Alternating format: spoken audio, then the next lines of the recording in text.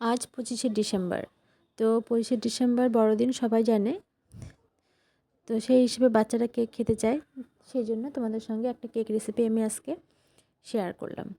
তো কেকটা বাড়িতে তৈরি করেছি অরেঞ্জ ফ্রুট কেক, একদম দোকানের মতো, দোকানের থেকেও খেতে ভালো হবে। আর এটা পুরো হেলদি। এটা আটা দিয়ে আমি করি, তো এই বছর আটা দিয়ে করলাম না। আর আমি এখানে এটা ময়দা দিয়ে করেছি, কিন্তু মিষ্টির বদলে এখানে আমি মিষ্টি আজকে ইউজ করেছি। তো মিষ্টি দিয়ে কেকটা করবো, চলো তোমরা দেখে নেবে। এখানে আমি দুটো অরেঞ্জ নিয়েছিলাম, কিন্তু অরেঞ্জটাতে এতটা রস আমার দুটো লাগেনি, কেকটা ছোটো করব সেজন্য একটা অরেঞ্জ নিয়েছি। উপরে জেসটা বের করে নিয়ে আলাদা রেখে দিয়েছি, আর অরেঞ্জটাকে জুস করে নিয়েছি। দেখতে পেলে অনেকটা জুস হয়েছে। ওর মধ্যে যত রকমের ড্রাই ফ্রুটস তোমাদের বাড়িতে থাকবে প্রত্যেকটা ড্রাই ফ্রুটস দিয়ে দেবে, একটু হাফ করে কেটে দেবে, দিয়ে ভিজিয়ে আমি রেখে দিলাম। তোমরা ওভারনাইটে রাখতে পারো বা সকালে ভিজিয়ে সারাদিন রাখতে পারো, ইচ্ছে প্রায় 1-2 ঘন্টার মতো রাখতেও পারো, তাও কিছু হয় না। তো এখানে আমি কিছু স্পাইস নিয়ে নিয়েছি, তার জন্য নিয়েছি লং, দালচিনি, আর 4টে এলাচ, 4টে লবঙ্গ, আর 5-6টার মতো গোলমরিচ নিয়ে এটাকে আমি ব্লেন্ড করে নেব মিষ্টি দিয়ে। তো মিষ্টি দেখালাম তোমাদের, মিষ্টি নিয়েছিলাম হাফ কাপের একটু বেশি, কারণ মিষ্টিটা কিন্তু কম হয়, তাই না? মিষ্টিটা চিনির মতো হয় না, চিনিটা একটু বেশি মিষ্টি হয়। তো মিষ্টিটা সেই পরিমাণ মতোই দেবে তোমরা। আমাদের পারফেক্ট হয়েছিল। তো এটা সব মশলার সঙ্গে ব্লেন্ড করে নেওয়ার পরে আর দিয়েছিলাম জায়ফল। জায়ফলটা অবশ্যই মাস্ট দেবে, কারণ রিচ কেকে কিন্তু জায়ফল দেওয়া থাকে।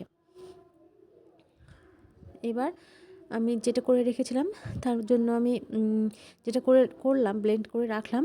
পাশে আমি হাফ কাপ দুধ নিয়েছি। প্রথমে হাফ কাপ দিলাম, দেখি আগে ব্যাটার যদি খুব ঘন হয়ে যায় তো আরেকটু দুধ দেব, কিন্তু আমার আর লাগেনি।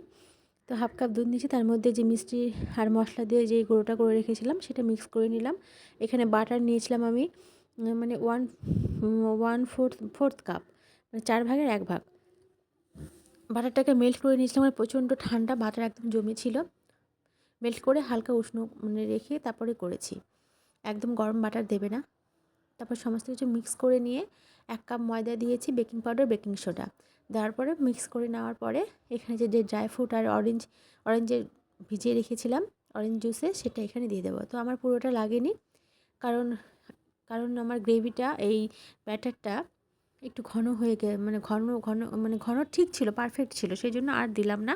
অরেঞ্জ জুসটা আমি রেখে দিলাম ড্রাই ফ্রুট সহ। এটা দিয়ে আর একটা গুড়ের কেক আমি বানাবো, সেটা তোমাদের সঙ্গে শেয়ার করছি না। এর আগে গুড়ের কেক আমি অনেক করেছি। তো এই যে ব্যাটারটা আমার রেডি। ওপর থেকে একটু কালো কিশমিশ দিয়ে দেবো, দিয়ে এবার এটা আমি এই যে এদিকে আমি একটা প্রিহিট করতে দিয়েছি পাত্র, এর মধ্যে বসিয়ে দেবো। তোমরা চাইলে এটা প্রেশার কুকারে করতে পারো, ওভেনে করতে পারো, তো আমি এটাতেই করব।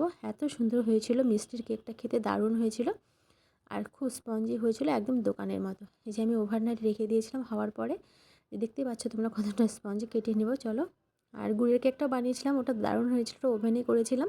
ওটা সবাইকে সঙ্গে শেয়ার করেছি ওটা, এটা বাড়িতে রেখেছি। তো তারটা তোমাদের কেমন লাগলো অবশ্যই একবার ট্রাই করো।